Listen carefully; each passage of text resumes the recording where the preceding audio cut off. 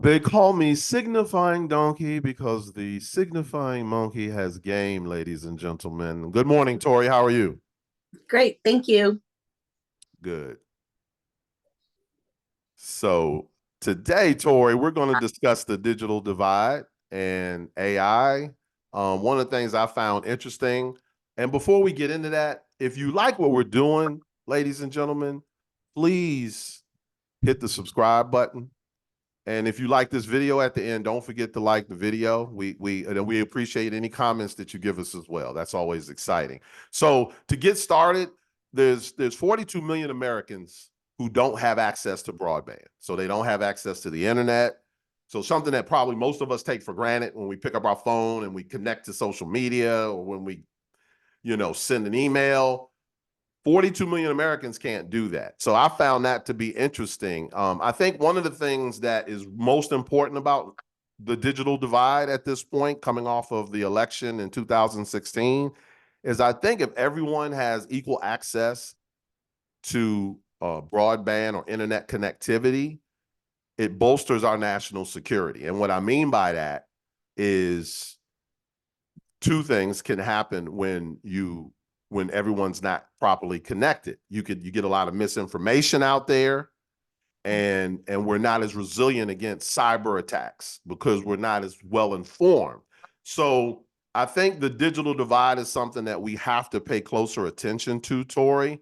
It's something that would, people in rural parts of this country, people in poor parts of this country, I think it would help them become more self-reliant, less dependent on government assistance, less dependent on government programs designed to help them have certain access to technology and electronics, and then access to public safety resources. So there's so many things that you miss out on when you don't have an internet connection. The ability to start a business and Right. get your EIN from IRS.com and set up your website and do your IG page and do all this stuff right there in your house. You can't do that if you don't have access to the internet. So what do you think about the Well, digital divide? um, I think I had not heard that phrase, by the way, digital divide. So I'm glad you explained it to me. Thank you. But it reminds me at the beginning of the pandemic, I don't know what city it was, but the children were on a curb outside Taco Bell using their Wi-Fi to do their studies because schools had been closed down. And it was heartbreaking. And I think at that point, then the schools stepped up and they would have a bus that had Wi-Fi. And as long as you could, be near that bus, you could have Wi-Fi. But of course, that's not the solution. The solution is to make it available in every home. It is absolute necessity now, like water, like air. I mean, to a home, I can't even imagine. I can't even imagine not having it. Well, one of the things that you reminded me with what you just said is, so 42 million Americans have no internet access, but it was close to 40% of all students. One of the things that COVID exposed when students were working or doing their schoolwork from home, and especially those students who didn't necessarily have an internet connection at home, like you were just talking about, that going to McDonald's to get access to broadband. And it was, I can't remember where I got this statistic from, but it was reported that 40% of students Wow. during COVID had difficulty completing homework assignments, and to a point where it affected their grade Mm, because everything was 100% online. it's awful.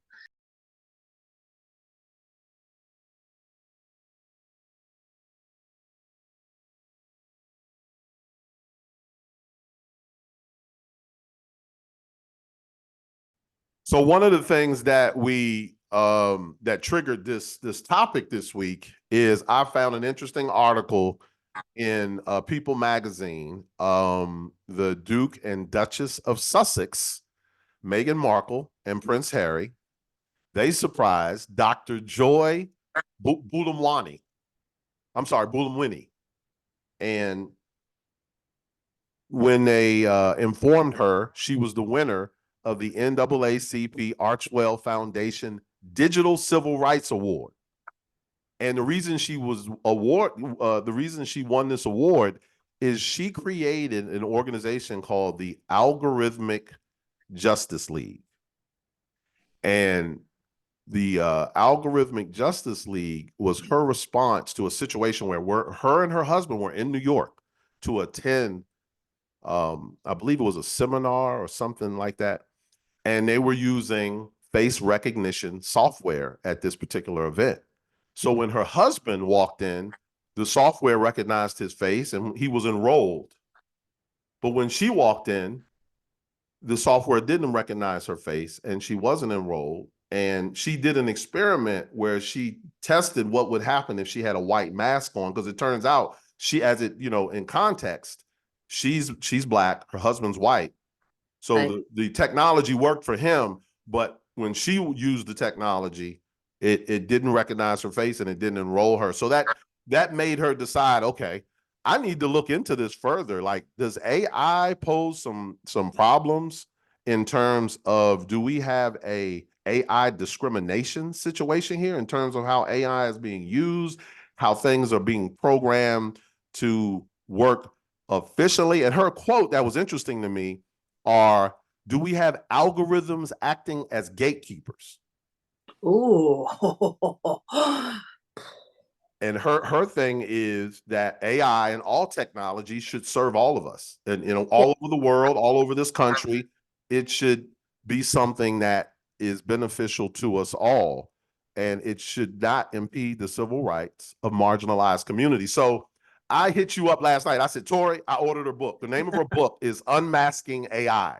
And again, that's Dr. Joy, Buolamwini. And I hope I'm pronouncing her name correctly, Buolamwini. So, that was interesting to come across that story and see that in not just the digital divide, but also when you start talking about AI, we have some issues here that could leave Black, brown, and poor communities behind. Right. So then my question, or you tasked me with what is AI? And so I did just a little bit of research. AI is an umbrella term for machines that simulate human intelligence. What could go wrong, right? So AI makes it possible for machines to learn from experience and then adjust to the input to perform human-like tasks. Two examples that we use on every day, probably Google Maps and Waze. So, when it says police car ahead, there's usually a police car ahead. When it says there's an accident in 10 miles, there's an accident in 10 miles. Right. That's using AI. The other one that AI filters the spam from your email. And now I know you know this, but it offers suggestions like, thank you very much, or got it. That's AI. Those are two examples of learning what spam looks like and then removing it. So how does it work? There's two main things. Natural language processing. The computer understands the human language. Best example is Siri's or chatbot. A chatbot, by the way, so when I have a technical thing that I need fixed, I go to my company's chatbot and they try and fix it for me. Well, it just gets smarter and smarter as it goes along, learning from the questions that we're asking. Sometimes it can't help, but sometimes it can. And of course, Siri, Siri's got smarter as Siri went along. So machine is learning from us, and then machine learning. So there's natural language processing and then machine learning. And it's a process of applying algorithms that teach machines how to automatically learn from experience without being programmed. So that's kind of what she was talking about. So an AI chatbot needs both to interpret what users are trying to do. They deliver more accurate responses by learning. And one of those examples is, I don't know if my sister lives in the Netherlands, and she posted something on Facebook and it said C translation because she wrote it in Dutch. And I clicked on it. It was 100% correct. Wow. That's AI. I would have had to put it into a search engine, and so it's really, really, really interesting to me that I can see. So one of the things I of course I didn't mention, but gender. So when they're creating it and they're putting it in, because somebody has to put the information in, it learns from us, but so a nurse, they assign it a she. A doctor, they assign it a he.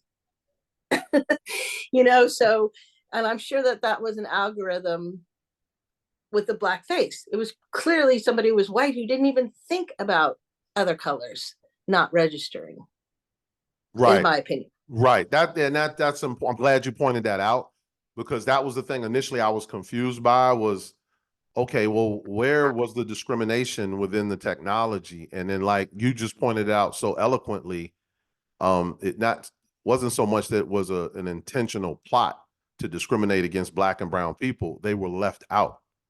They weren't even included. They weren't even thought about when this facial recognition technology, when a decision was made to use it.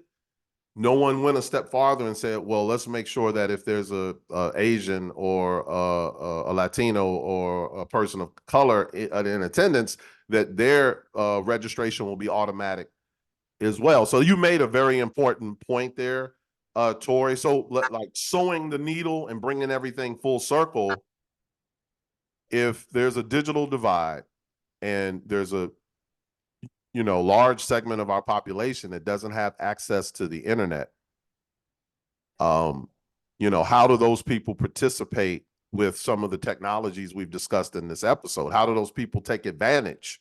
And I think America is better when we're all informed, when we're all plugged in, when we all have access. And I really, I'm looking forward to seeing how the pending legislation for greater broadband access in rural areas. There's several bills out there, and they haven't been passed yet, but they need to be passed, because I think what happens is if our farming community, I read a beautiful quote and I don't have it handy, but what it talked about is whether you're a farmer or whether you're a soccer mom, or you live in Montana, or you live in Alabama, or you live in LA or New York, you if you don't have connectivity, it's going to hurt your household, it's going to hurt your family, and it hurts us as a whole, as a country, because if we're all connected, we're more secure, we're more knowledgeable, and we're stronger. Yes, but and I heard an interesting story this week about it kind of ties together to me the lack of local newspapers. Newspapers shut down. So many newspapers have shut down due to nobody advertising anymore. Right. And so you don't have your local newspaper and you don't have broadband. Where exactly are you getting your information from? The neighbor or the coffee shop? Or I mean, it you need some valuable, with lots of distinction behind it, in my opinion, to get your news. No, that's a great point. I'm glad you mentioned that, because you reminded me that kid that was going to McDonald's to do their homework. Mm-hmm. Remember, you were telling me about the library that closed. Yeah. That they're manipulating the books that are in the library, and that I was telling you that the next step will be they'll be closing the library. Remember that conversation? Yes. Uh-huh. Well, that kind of, that's what you just reminded me of, is some people in some communities where they still have libraries, that's where they go to access the internet. That's where their child will go to do their homework. Yes. So when we start talking about closing libraries, when we start talking about we no longer need libraries, that kind of shines a bright light on this digital divide issue, because if you're going to shut all the libraries down, let's make sure everyone has equal access to the internet. Right, 100%. But let's not shut down the libraries. Well, yeah, we already, that might be a topic for another show, but like I said, Tori, that ship has sailed. Yeah, I know. Like so many other things we're passionate about, the chances of us stopping the libraries from being closed, I don't know. I don't want to go into a negative thing now, because that's what that was that last point is kind of pulling me in a negative direction. So let's try to end this on a positive note. Who was your winner of the week? My winner of the week was a young lady named Cole Brower. Fewer than 200 people have ever sailed solo nonstop around the world. Cole Brower is the only American among those less than 200. She's 29 years old. She completed the 30,000-mile journey after 130 days at sea. She's pretty badass. Wow. I mean, that's a great winner considering it's National Women's History Month. Yes. Which leads me to my signifying winner of the week. I have two. You know, since you can pick two sometimes, I'm going to pick two sometimes because if I save either one of these, well, one of them we already talked about, Dr. Joy Buolamwini. So all of our subscribers, our audience, please, I ordered her book. I haven't read it, so I can't endorse it, but I'm looking forward that's the only book. I think you commented, Tori, last night, and you're 100% correct. If that's the only book I ever read about AI, I think it's going to serve me well. Matter of fact, I think that was one of the quotes in the reviews is that if you never read another book about AI, make sure you read this one. So obviously, Dr. Joy Buolamwini, great accomplishment, Digital Civil Rights Award, you know, and without shows like this, no one would know. Right. But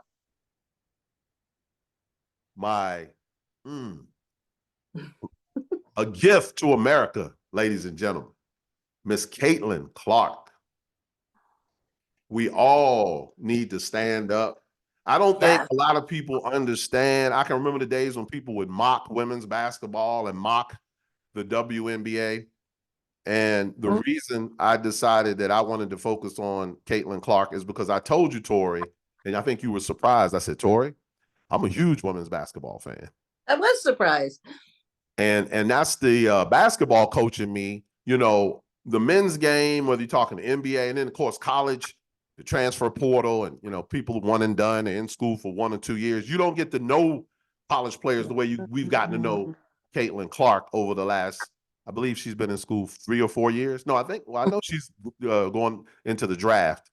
So this is her last year of college. But the thing I want to highlight is her game, I think, where she broke the record of all-time points scored in college basketball, men or women.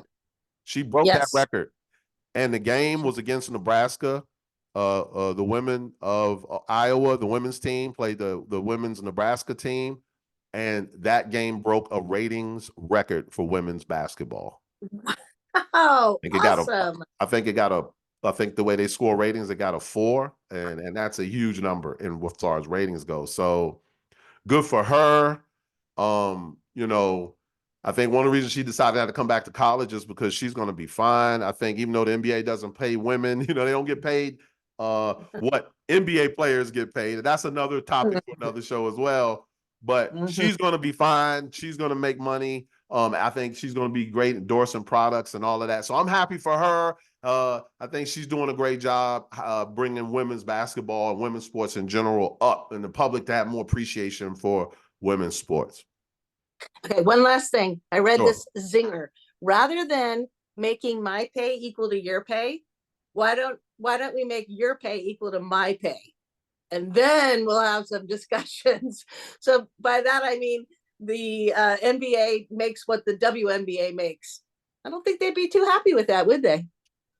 Yeah. You know, that's a fair point, but you know, we'd have to get into what the WNBA contract brings in versus what the NBA contract brings in, because that's whenever I've heard that debate, you know, some of it is about fairness, but some of it is about the actual return on investment. You know, so you know, we got to mention that. But anyway. It's been a wonderful day. I'm glad we covered this, Tori. Like I told you, Tori, this is one of those topics. This isn't a one and done.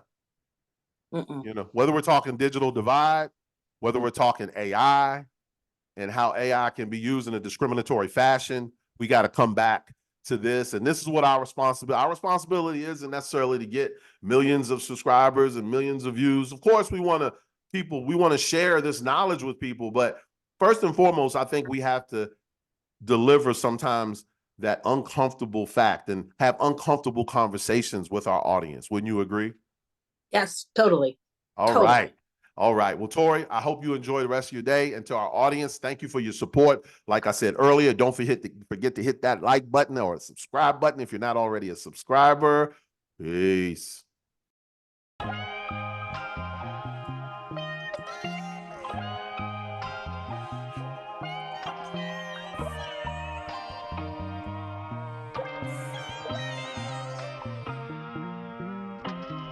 So many questions, but very few answers. Will I die from a bullet or will I die from cancer? Hate this life I live, how much more can I give? It hurt what you did, now you ask me to forgive?